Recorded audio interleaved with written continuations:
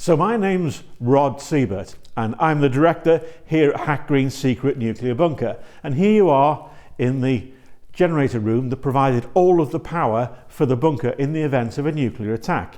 Now, this is not open to the public, so you're very privileged to be able to see behind the scenes into this power room.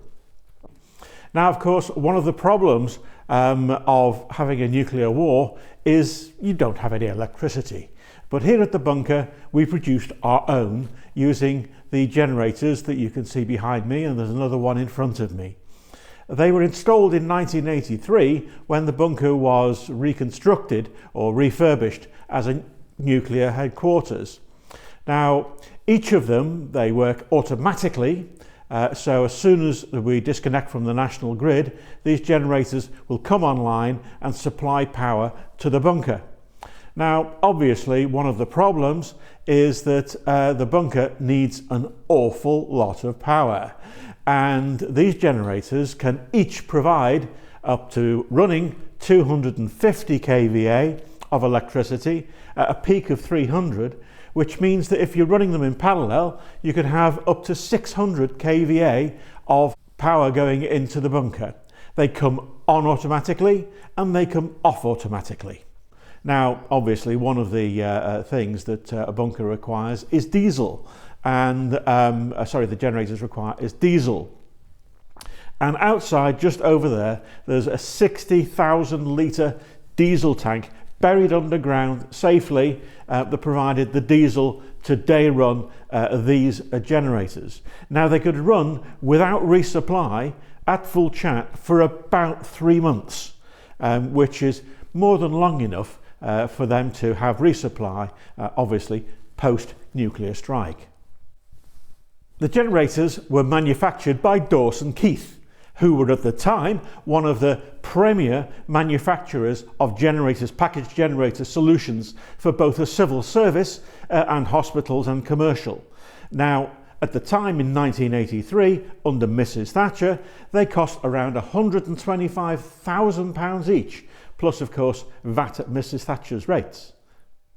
Now, the people who were working in the bunker, the civil servants and the commissioner, of course, they were living in air-conditioned comfort.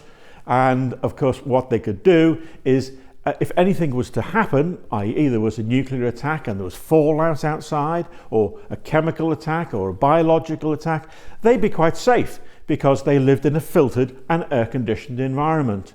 Now, the generators, as well as needing diesel, they also needed an awful lot of air. And they are here in this blast protected enclosure, in this blast protected building. The fan behind me supplied that air. It was at a huge volume. And of course, none of it was, from the generator's point of view, it didn't matter that the air was contaminated. Generators do not get radiation sickness. So of course, the air would come in, even though it was contaminated, it would cool the generators down and then be expelled out again. So they were the generators, but here we are in the brains or the controls for all of the generators. And they're behind me. It's the massive Ottermill control and parallel control unit, which we will be demonstrating to you in but a moment. So this main section in the middle is called the synchronization panel. When we have two generators, if needs be, the generators will turn on as automatic, and if there's a requirement for more power, then the generator will synchronize with another generator to provide twice the power. The panel that enables this to happen is this synchronizing panel here. Now, unfortunately, everything is automatic apart from this. This has to be done manually.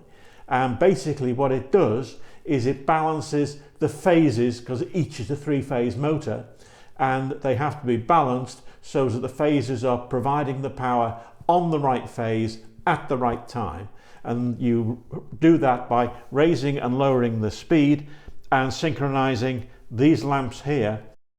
This is the control unit for set number 1, and it enables me to actually operate the generator manually, as well as when it's set on to remote.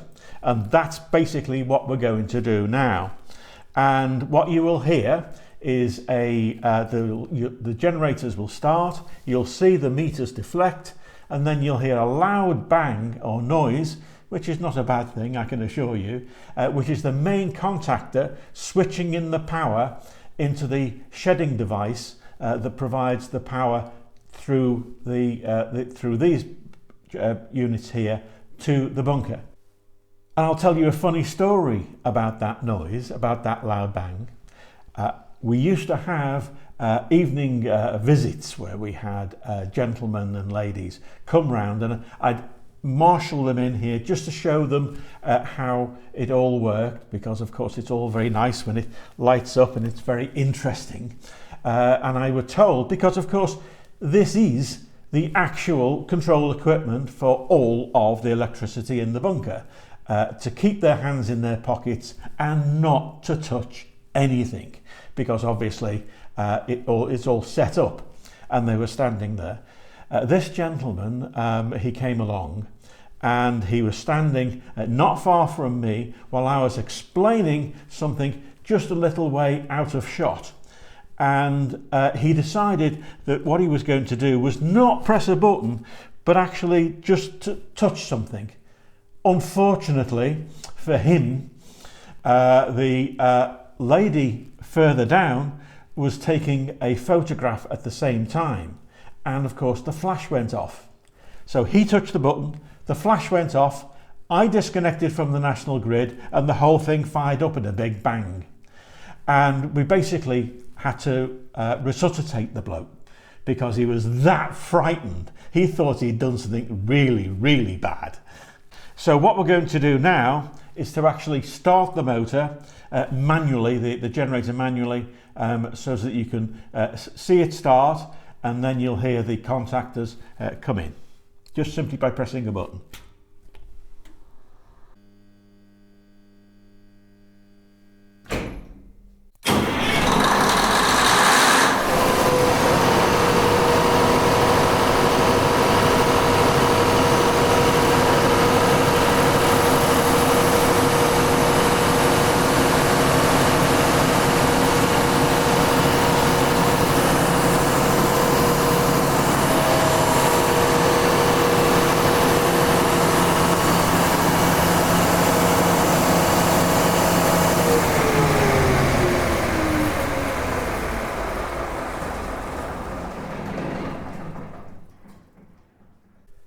Well, thank you for looking into our videos of the generators here at Hack Green. We do hope you enjoyed it, and thank you very much for still being interested in us during this very, very difficult time of COVID-19.